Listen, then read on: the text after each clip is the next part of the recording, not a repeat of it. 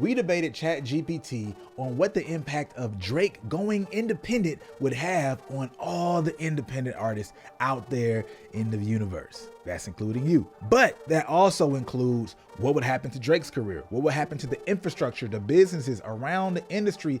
And this is a highly useful exercise, not only to have a back and forth and understand the ideas that kind of were bad that ChatGPT recommended and things that it can't factor in, but also to make sure that you're being sharp in how you think about your own independent career, regardless of what happens. You'll see what I mean. Let's get to today's video.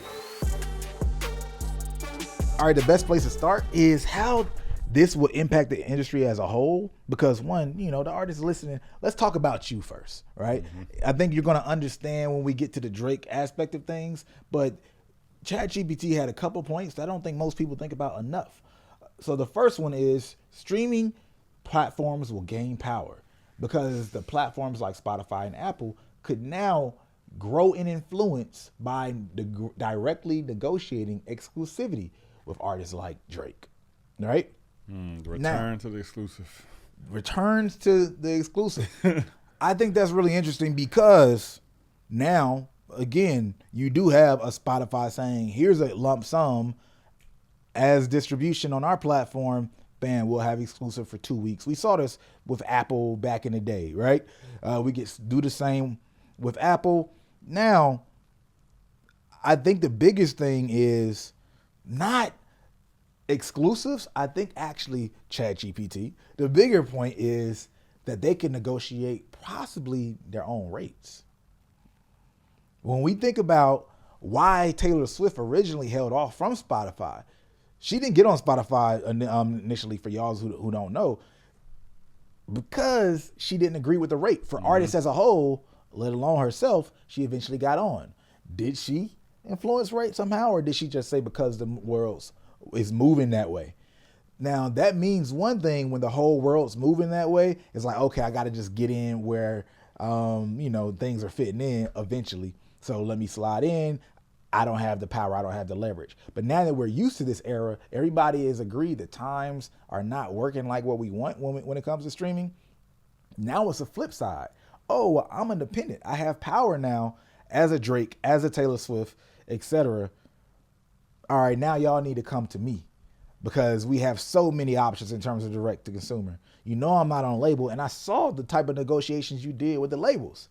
So me as an individual artist, what does that look like? And if there were more individual deals with artists, I don't know if that would look like as a pool, but I think that that's something that's a good point in terms of talking about increased leverage on Spotify and Apple side and gaining more power. But I think ChatGPT missed the mark a little bit, where I think it's beyond negotiating exclusivity. It's more so, is there some way to negotiate different rates or negotiate now, what is my visibility when I release my song, right? If you don't give me X amount of playlists and things like that, it becomes implied. Maybe there's a little bit of a barrier because of some level of payola. I don't know what that means at that point. Like where the lines would be in that particular agreement. But that's what we're dealing with when you have an artist like a Drake or Taylor Swift being able to go direct to the distribution platform, similar to how Michael Jordan was able to say, hey, NBA 2K, I'm not going to be on this one. NBA has my likeness. Has all the NBA players' likeness except for Michael Jordan. You got to talk to me direct. So if you got to talk to Drake, Taylor Swift, etc., direct the same way that all the video games got to talk to Michael Jordan just to release, it's a completely different ecosystem.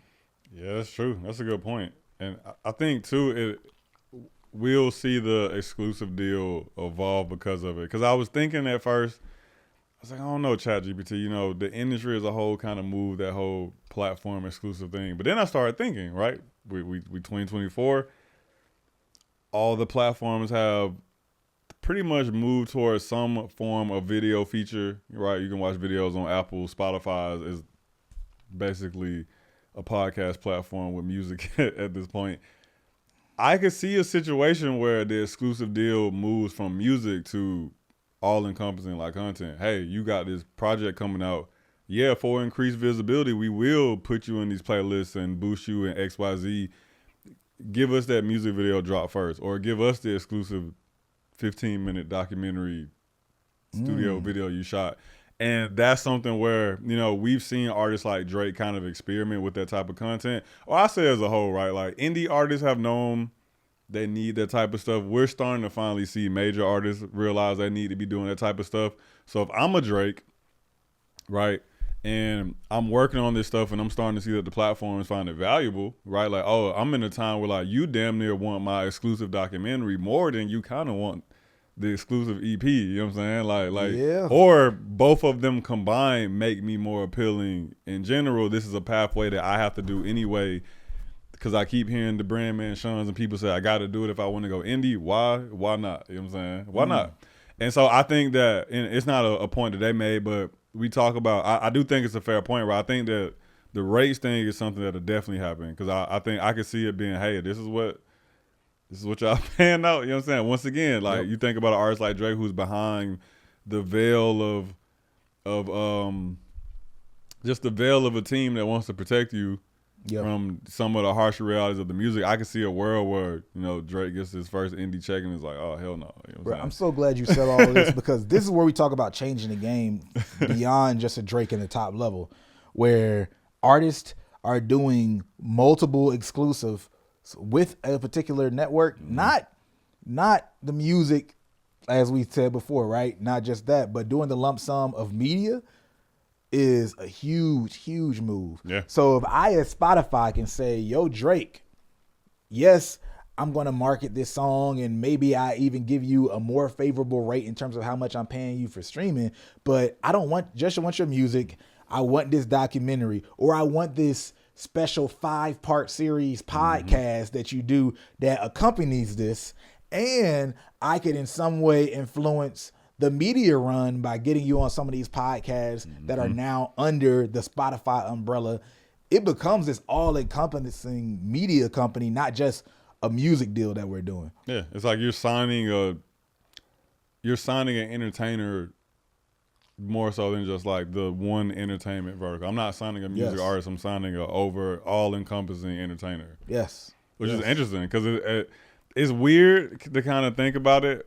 It kind of makes me think like maybe this is where labels kind of like drop the ball a bit, but a lot of those situations are moving towards kind of what people don't like about the 360 deals with labels, which I think is what's really interesting about it. Keep saying these tech companies are the new labels, man. The tech companies are the new labels, because we only have a set number of things that can be done. Yeah. You want people to hear you, see you, you know what I'm saying? Right? Maybe go experience you in the real world. Well, you can only slice that up with so many times, and you can put it together so many times. Like, we splice up the fact that you can see a music video and you can hear the song. Yeah. Right? But then, well, what if they offer me more money to put them together? Yeah.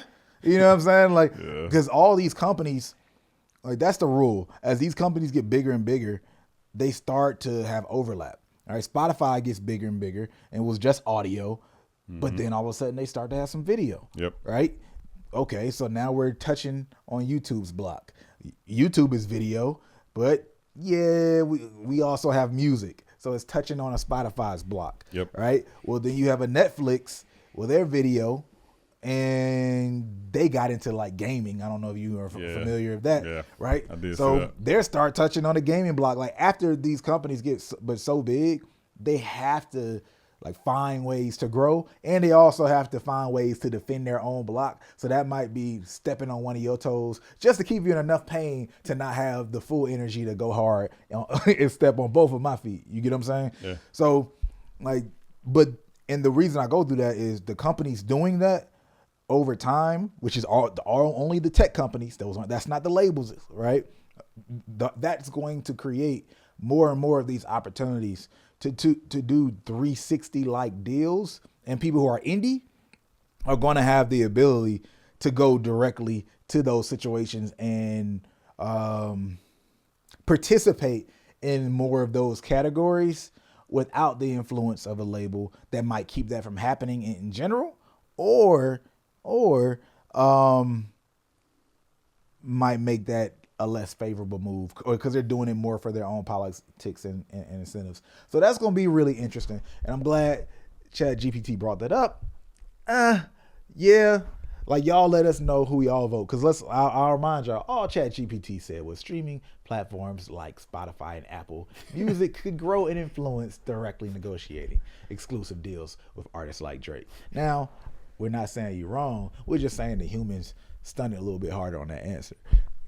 Let's take a quick commercial break to talk about Spotify Discovery Mode, one of the most powerful tools when it comes to marketing music today, because it puts your music in the algorithm on Spotify to be listened to along with music similar to you without you having to run ads, without you having to do any content at all, which is why a lot of artists tell me they love it. But a lot of artists don't necessarily have access to Spotify Discovery Mode unless you're a 2Loss user, because with 2Loss, all artists have a fair shot at getting access to Spotify Discovery Mode just by submitting through them, and they pitch all of their artists' music to Spotify to be considered for Discovery Mode. So if you don't meet the criteria, if you are in the position where some of the larger artists are, sign up for 2Loss distribution at 2loss.com. That's TOO lost.com, because that's just one of many extremely valuable features that 2Loss offers to its artists to make their lives easier. And you can try out 2Loss for free by using the code NOLABEL, that's NOLABEL,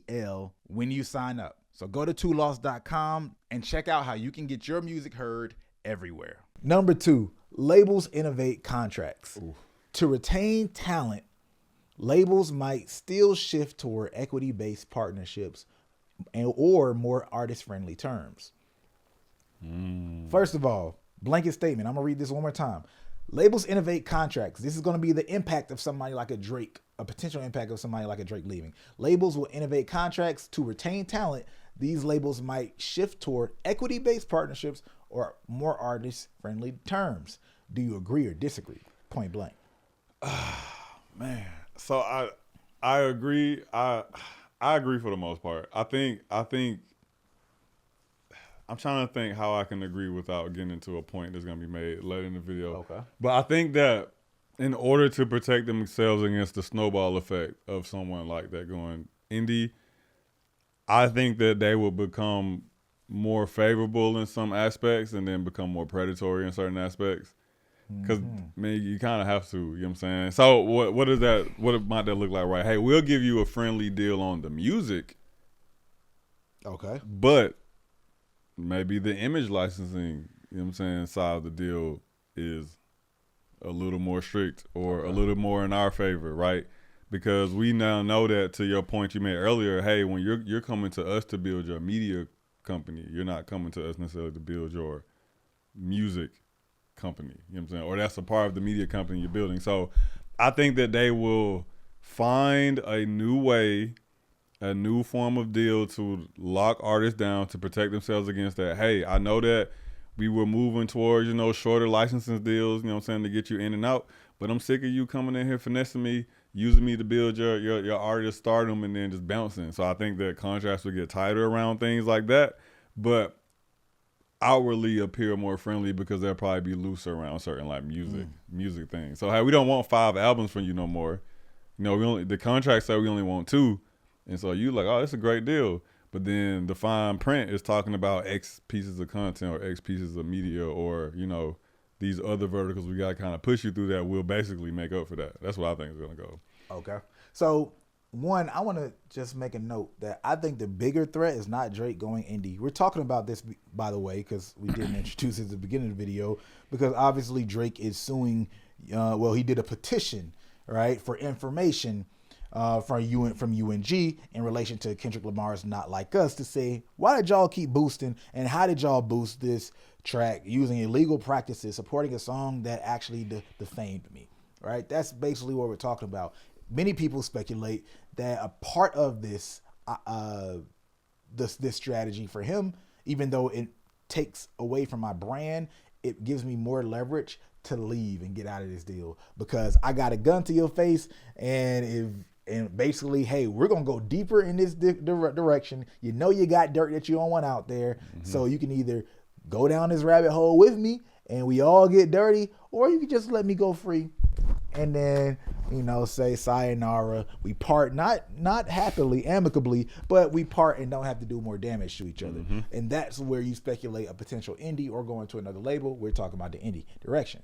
So with that being said, I actually think more damage would come, or more impact would be not Drake going indie. More impact would actually be Drake getting equity in UMG, which I saw that being a topic that Joe Budden and them brought up, saying like, hey, one thing that Drake probably wants is equity in a UMG, and will they give it to him or not? I'm going to ask you a question about that, but the reason I think it's more impact in that direction is because I don't think he has that much impact on going indie at this point, but I think his impact going indie today will be way lower than what it would, not from the brand standpoint, but just because the industry has shifted so much.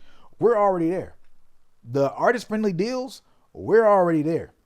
I know a lot of artists are out there and aren't necessarily getting these deals, but the artists who feel the least amount of value that they're able to get, in terms of, hey, I give out this much more value to the label versus this is how much I'm getting, are really the Drakes and Taylor Swifts, right? But if today's era, there's no reason that you should be getting in a bad deal with a label, because we got so many other options. And because we have so many options, labels are being forced to give better deals. Yep. Right? Like, we can do all these distribution deals. Like, for capital and marketing, there's so many ways to get to it. So if you have different ways to get to that bag, that's forcing me to give better deals, not necessarily an artist hopping off the roof and now I got to follow. So because we're already in that state where I can go to a distro, I can get a singles deal, I can get, a single project with an option, right? 2 projects signed with an option. There's a variety of ways that you can freak that. Yeah. I don't think that the impact occurs specifically to what they're saying. I kind of disagree. It's not about more artist-friendly terms.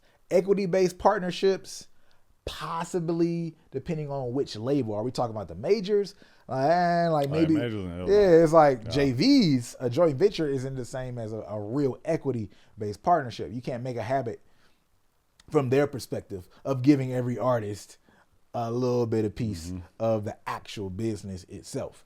That's in many businesses can't, afford to make that.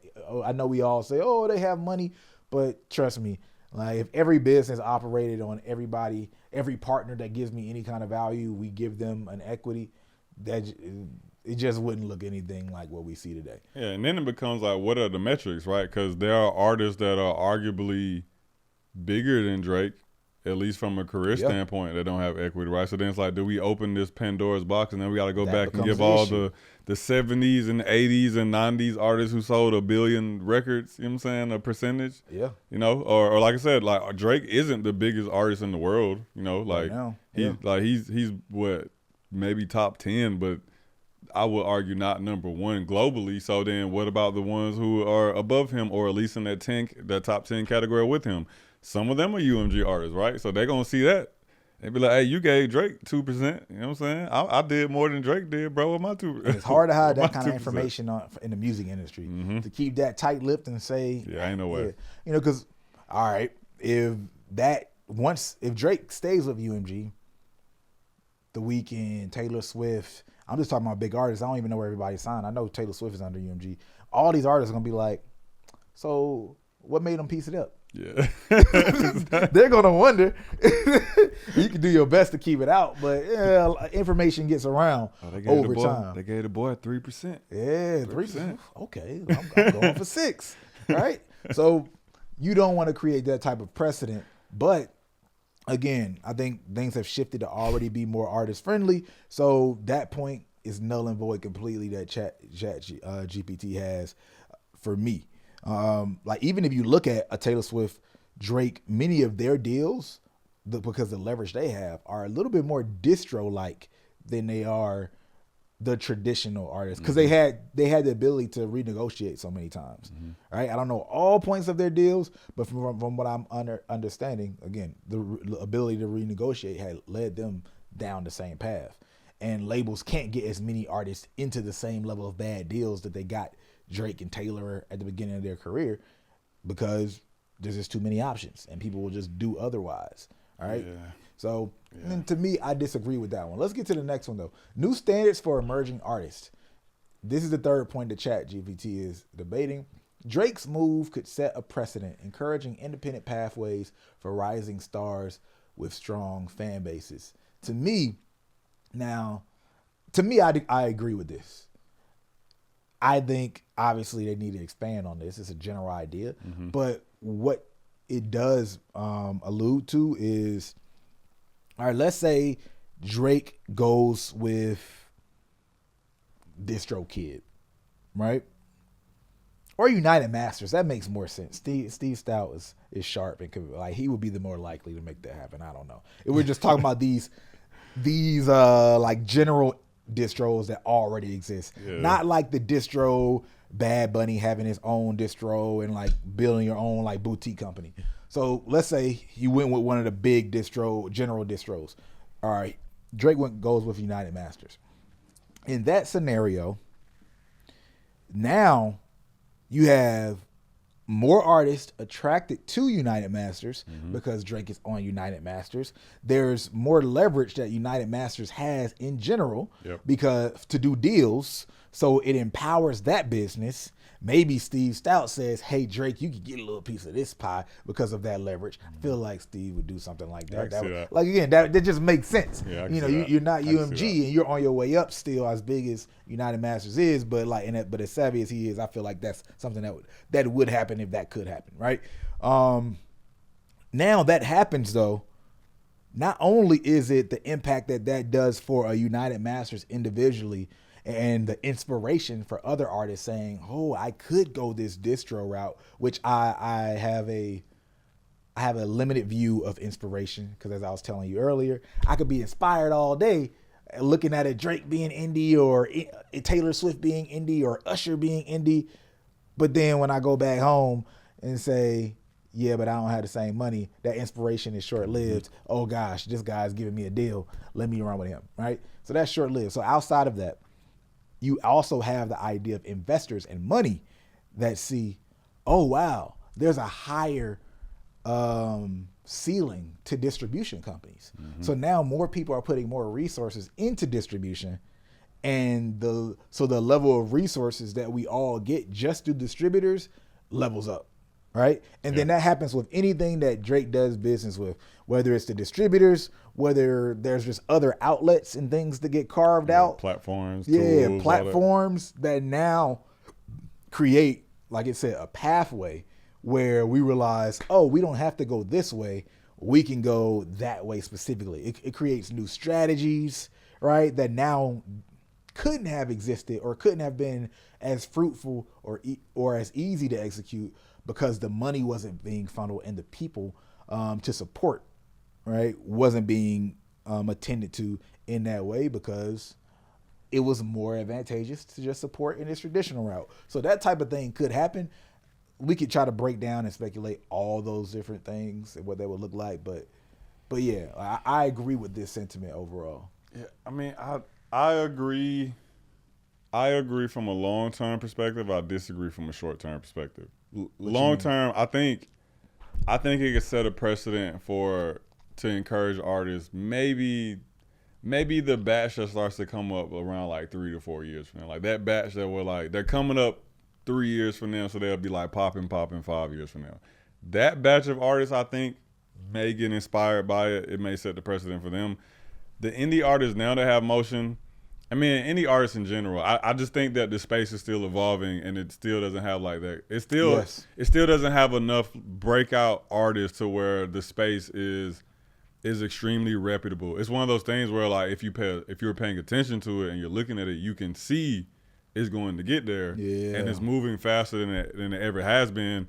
But like realistically, it's still not there. And we were talking off camera. I was saying that like, yo, if he had went indie maybe like last year, I think this would have been true because I think that the indie space is still looking for a currently relevant big artist to represent it. Right? We keep seeing, other than Kanye, we're used to seeing major label artists go indie when their careers kind of like dying down. We still have yet to see a currently hot indie artist. You know what I'm saying? Or currently hot artists take the step into being indie. So someone like Drake would have made movements in that. Obviously now, Brand's taking a hit because of the beef. He's not as cool anymore. You know what I'm saying? Thanks to just stuff that he's done. Who is Kendrick signed to? Kendrick is technically PG Lane, but PG Lane is on the Interscope. Okay.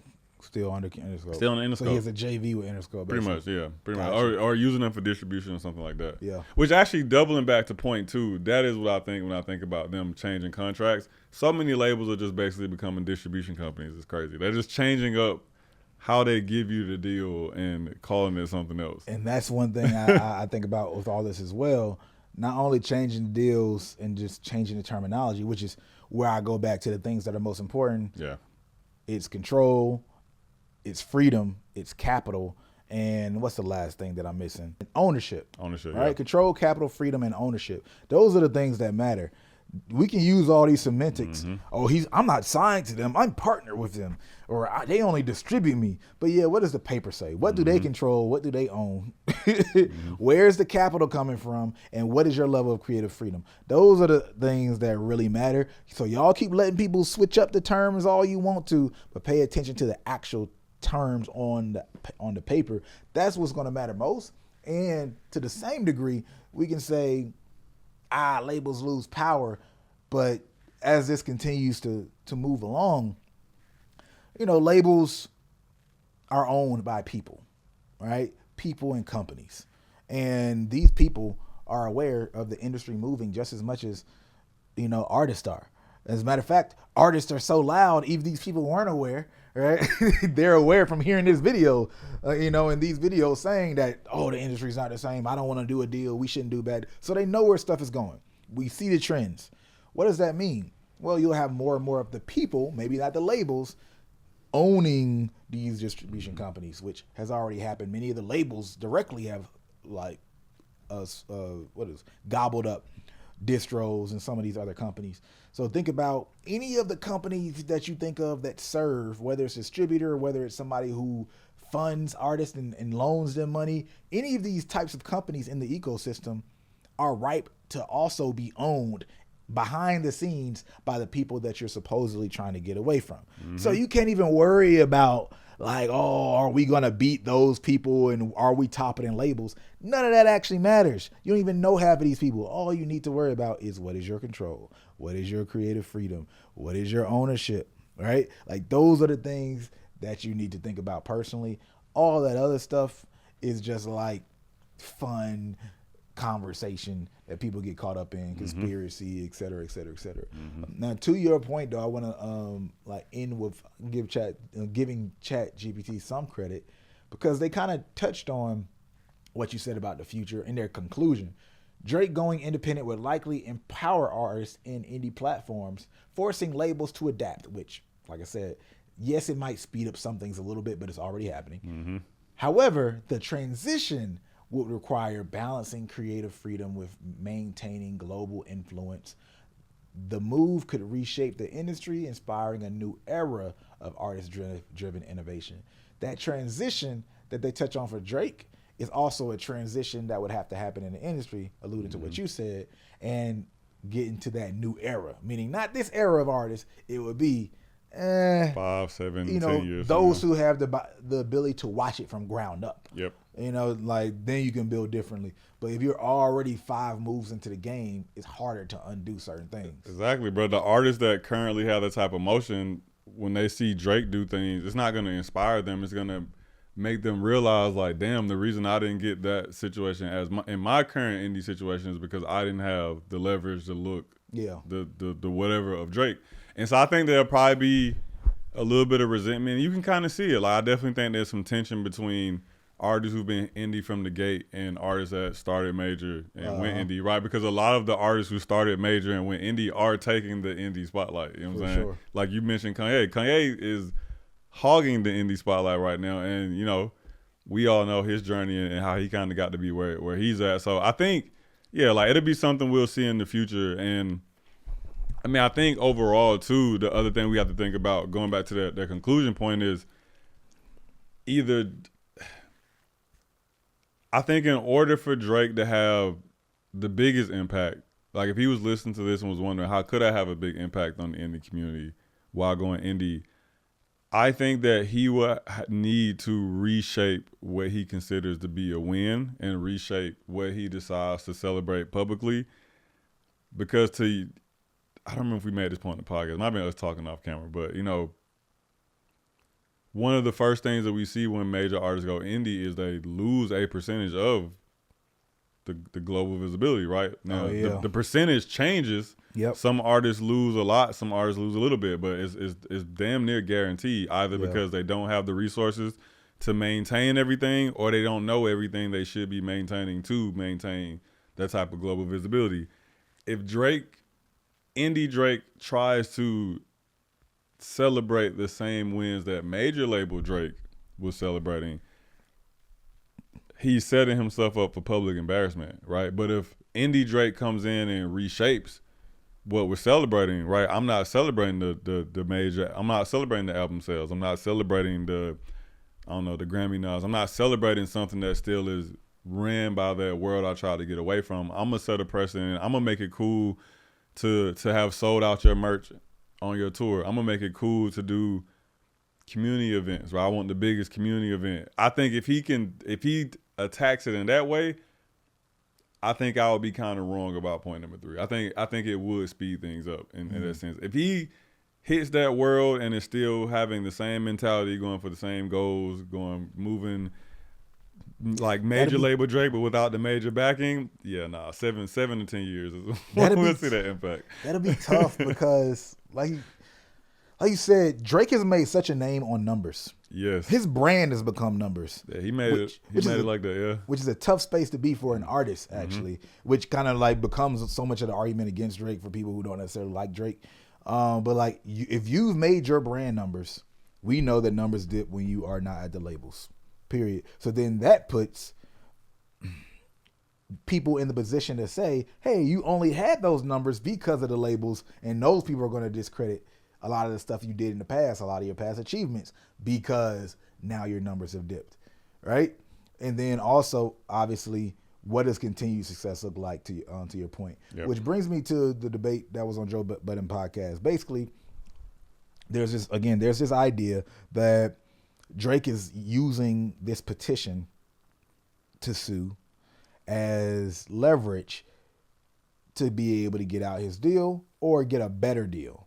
All right, y'all have to make me happy where I'm at here at Universal, or y'all need to take this warning shot as a warning and let me leave.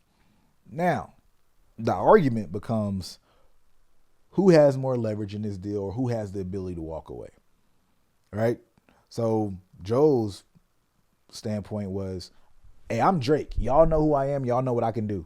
Despite the fact that y'all maybe have taken away some of my leverage by pushing this Kendrick stuff, despite the fact that maybe y'all didn't even support my last couple of projects, and that's the reason that they didn't do as well as they could have. I'm still Drake, right? So at this point, y'all need to make me happy. It's not about me doing any level of negotiation. I could just walk away and have less to lose than y'all do. Mm-hmm. All right. I think personally that UMG has the ability to walk away. I agree. You know, okay. I agree. I was listening to some of that stuff and I was like, I could see how Joe had them agreements. I mean, had those negotiations like blow up sometimes. Yeah. Whereas it's like, hey, I'm Joe, because Joe was like, hey, I'm the Drake of my space, and I can walk away, and you got more to lose because I'm me. Fair enough, Joe, you're you. Fair enough, Drake, you're you. But as the label, we've done this and been here for however many years. Just like we created a you, maybe we don't create another Drake. Maybe we just create 5, maybe Drakes. And Frankenstein that together to still get our money, because they're worried about the money more than anything than necessarily the influence. We can say Drake's has an influence that they extract that influence into money, but they can find other ways to get to the bag. They still will be living, breathing, and yes, these companies have gone up and down. Even that is something that they've been through before, right? So I don't know. I think people just underestimate the fact that like they just went up against TikTok. Bro, they went up against TikTok. They went up against Taylor Swift. Yeah. You know what I'm saying? Like UMG been getting some nice sparring matches over the last couple of years. So I think like it's not that I think that Drake necessarily wouldn't win either.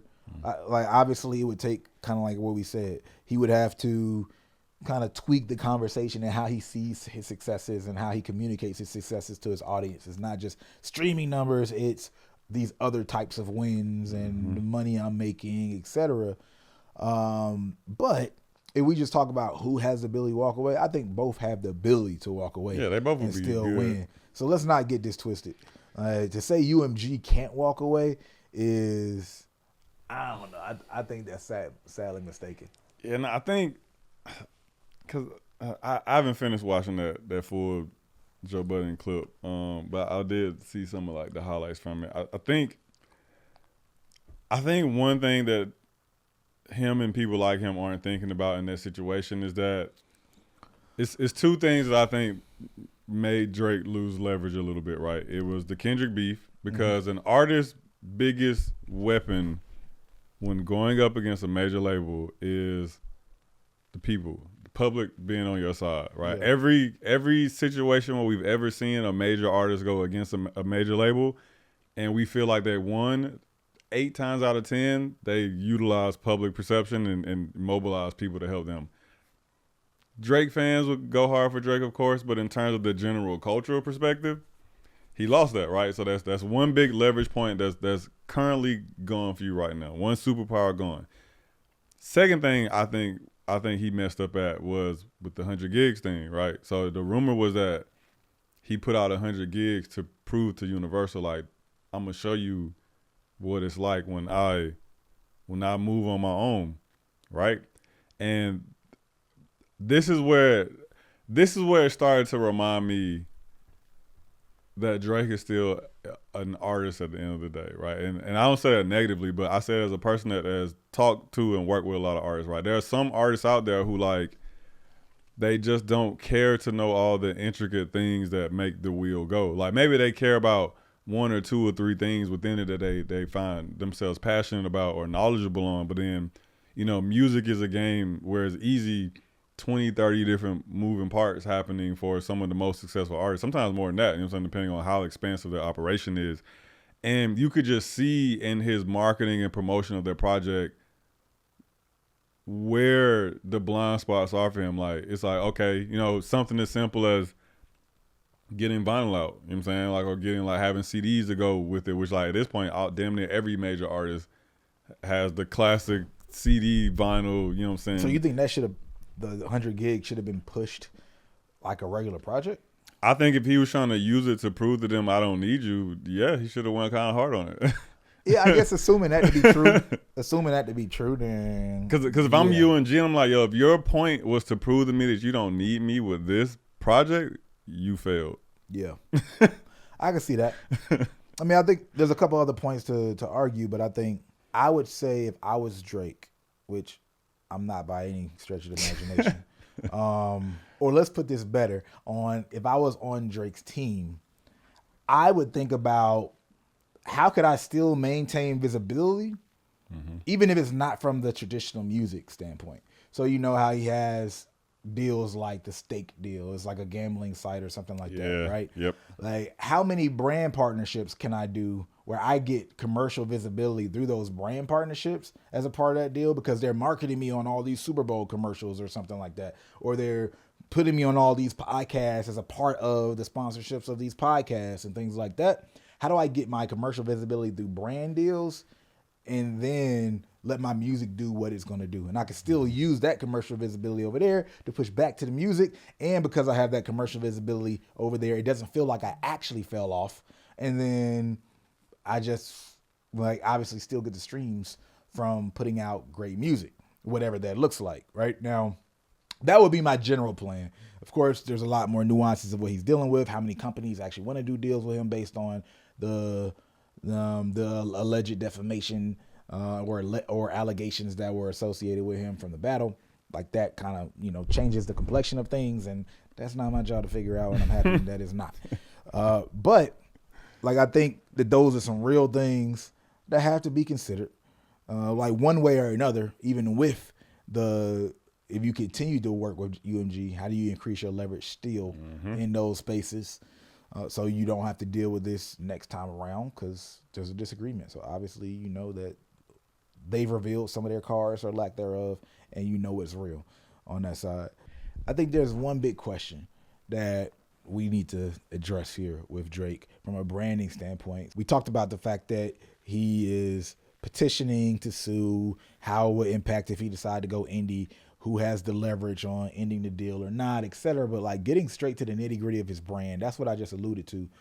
Is credibility been lost? I think yes. If we think about the hip hop community, there's a huge part of Drake's audience that doesn't really care. But I think that's also kind of the critique. The fact that so much of that audience is your audience now kind of shows that you aren't hip hop to that degree. But like in terms, that's the critique against him, right? It's not even something that I'm trying to discuss here. But we look at Tekashi. Tekashi didn't end his career because he lost credibility in hip hop. I would say there were a lot of other things that kept him from even being able to move publicly. There was just a lot of bad energy in addition to, hey, we don't like how you move from a brand standpoint, right? But people tend to say a hit can solve everything. That's true. Do you believe a hit can solve it all for Drake at this point? Yeah, I think so. That's all it takes, man. One good hit song, a cool little Fortnite emote, man. He right back in the game, bro. I disagree. I disagree. In many situations, I do think a hit can solve everything.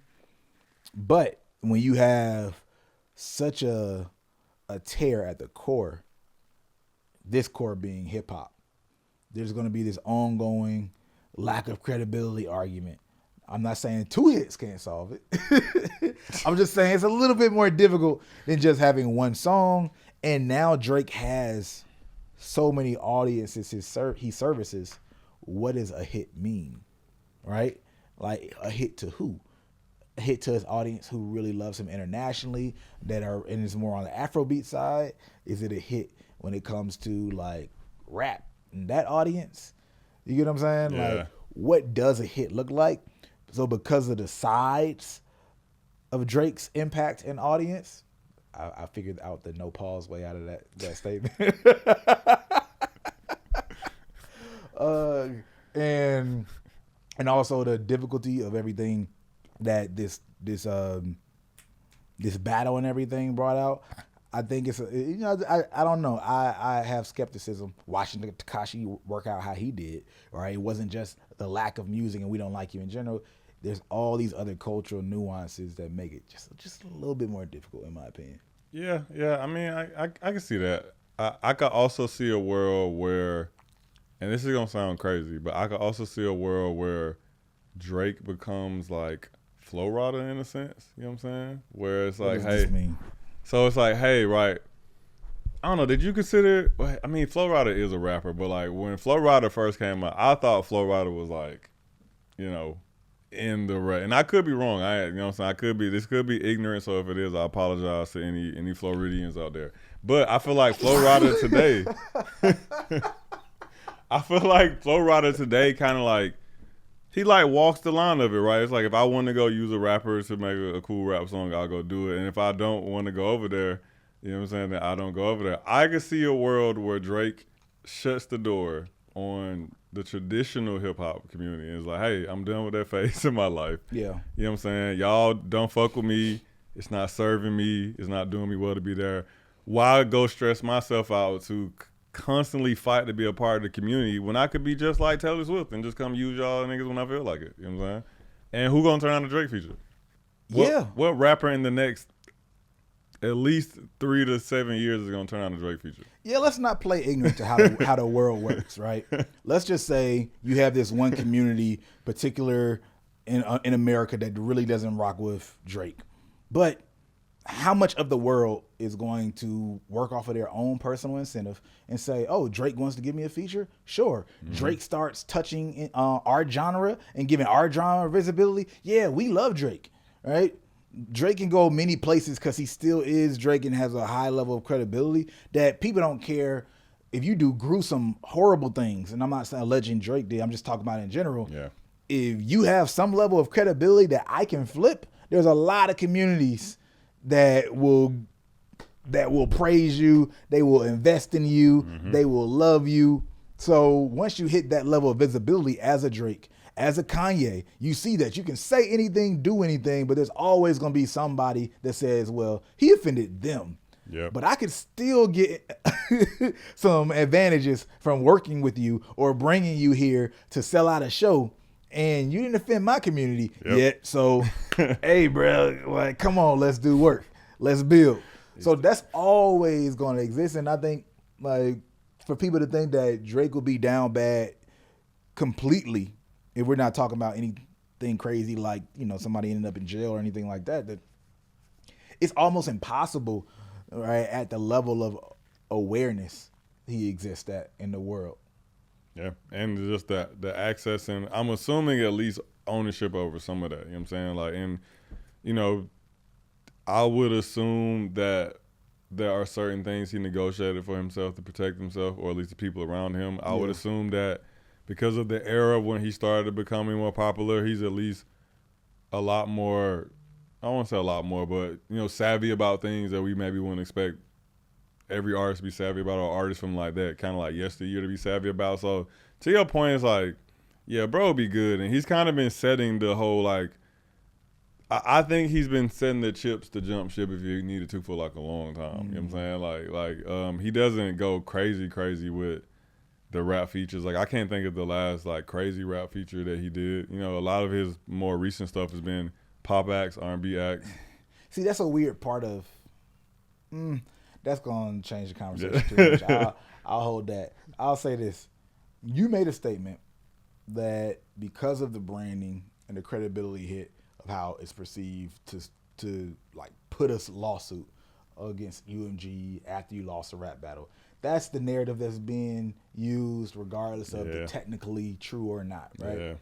You said Drake that can't have any more tough guy talking. Yeah, no more tough guy Drake, yeah.